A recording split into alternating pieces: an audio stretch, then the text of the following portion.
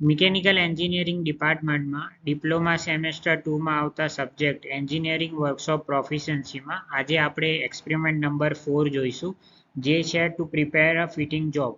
તો આપણે જે ફિટિંગ શોપ છે મિકેનિકલ એન્જિનિયરિંગ ડિપાર્ટમેન્ટના વર્કશોપમાં, એ ફિટિંગ શોપમાં આજે આપણે એક જોબ તૈયાર કરીશું.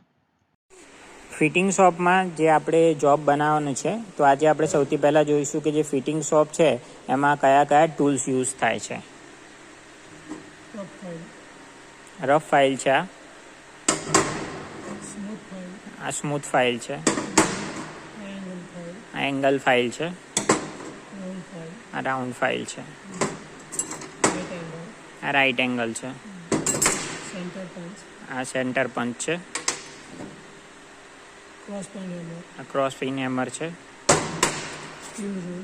સ્ટીલ છે, સ્ટીલ રૂલ છે, બરાબર,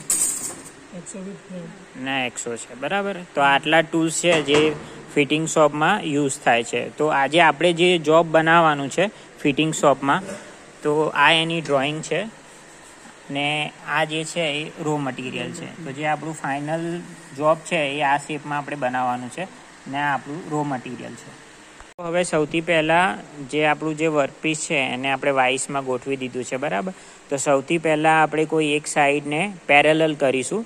જે અત્યારે રફ ફાઇલ જે છે એનાથી આપણે સૌથી પહેલાં એક સાઈડ જે છે એને પેરેલલ કરીશું.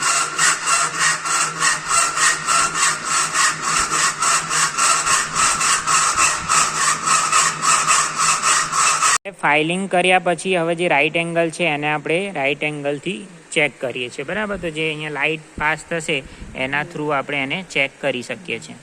હવે એક સાઈડ પેરેલલ રાઈટ એંગલ થઈ ગઈ છે, તો હવે એના રેફરન્સથી આપણે બીજી ચાર બાકીની જે 3 સાઈડ છે એને રાઈટ એંગલ અને પેરેલલ કરીશું.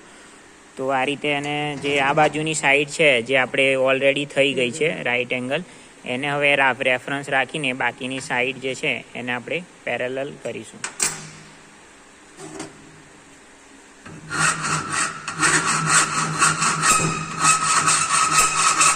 ચાર સાઈડ છે જે પેરેલલ ને રાઈટ એંગલ થઈ ગઈ છે. તો હવે જે આપણું આ ડ્રોઈંગ છે એના પ્રમાણે આપણે જે વર્કપીસ છે એના ઉપર માર્કિંગ કરીશું.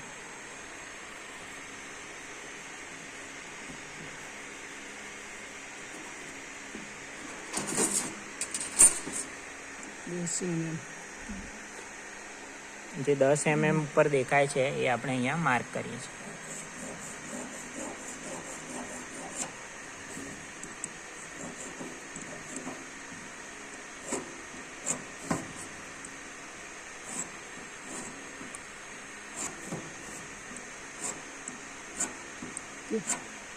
ડ્રોઈંગ પ્રમાણે આપણે જે વર્કપીસ પર માર્કિંગ કરી દીધું છે, જે અહીંયા ડ્રોઈંગ દેખાય છે એના પ્રમાણે અહીંયા માર્કિંગ કરી દીધું છે.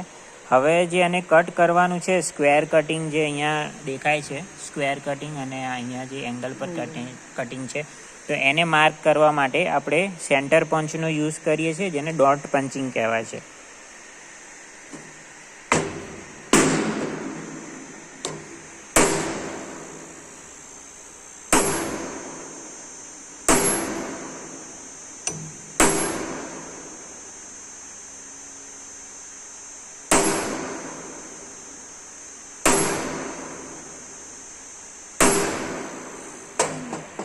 આ જે દેખાય છે એ માર્કિંગ થઈ ગયું છે ડોટ પંચિંગ, બરાબર. હવે આના થ્રુ આપણે પછી એને કટ કરીશું.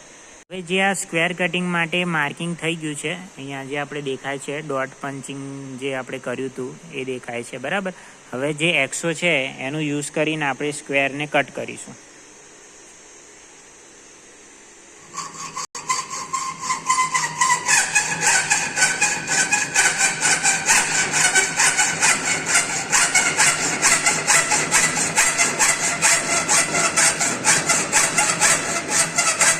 એંગલ કટિંગ માટે આપણે ડોટ પંચિંગ કર્યું હતું, અહીંયા દેખાય છે. હવે એને આપણે એંગલ કટિંગ કરીશું એક્સોથી.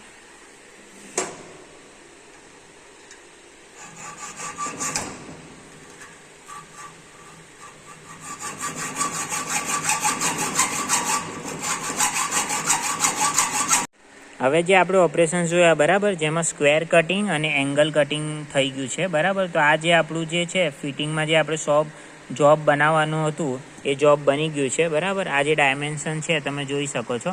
અને આ જે આપણું જે જોબ બનાવ્યું આપણે એક્ઝેક્ટ જે માપ છે એના જેવું એક્ઝેક્ટ આપણે ફિટિંગમાં આ જોબ બનાવી દીધું છે. તો આ એક્સપેરિમેન્ટ જે હતું એ ફિટિંગ શોપનું હતું, બરાબર, જેમાં આપણે આ જોબ બનાવ્યું છે.